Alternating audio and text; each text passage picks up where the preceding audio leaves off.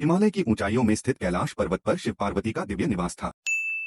शिव ध्यान में लीन रहते थे और पार्वती साधना व सेवा में व्यस्त। यहाँ सब कुछ शांत, सुंदर और अलौकिक था। एक दिन जब शिव ध्यान के लिए बाहर गए, पार्वती ने स्नान करते समय अपने कमरे की रक्षा के लिए एक उपाय किया।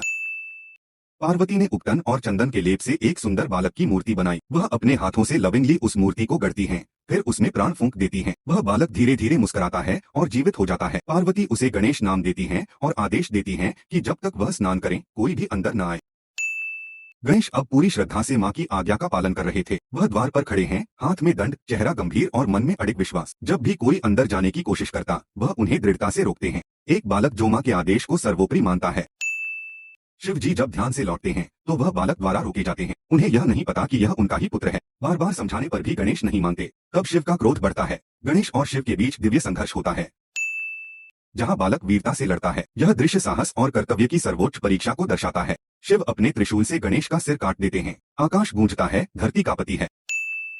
पार्वती जब बाहर आती हैं और अपने पुत्र को मृत देखती हैं, तो उनका दुहक विकराल रूप ले लेता है। वह काली रूप धारण कर लेती हैं और संहार की चेतावनी देती हैं। पार्वती काली रूप में प्रकट होती हैं, आंखों में अग्नि, शरीर से ऊर्जा की लपटें। वह समस्त सृष्टि को समाप्त करने का संकल्प लेती हैं। देवता भयभीत हो जाते हैं और शिव से आग्रह करते हैं कि स्थिति को संभालें। शिव जी गणों को आदेश देते हैं कि जो प्राणी सबसे पहले उत्तर दिशा में मिले, उसका सिर लाएं। वे एक हाथी का सिर लाते हैं। शिव उस सिर को गणेश के शरीर से जोड़ते हैं और मंत्रों से उसे पुनः जीवित करते हैं।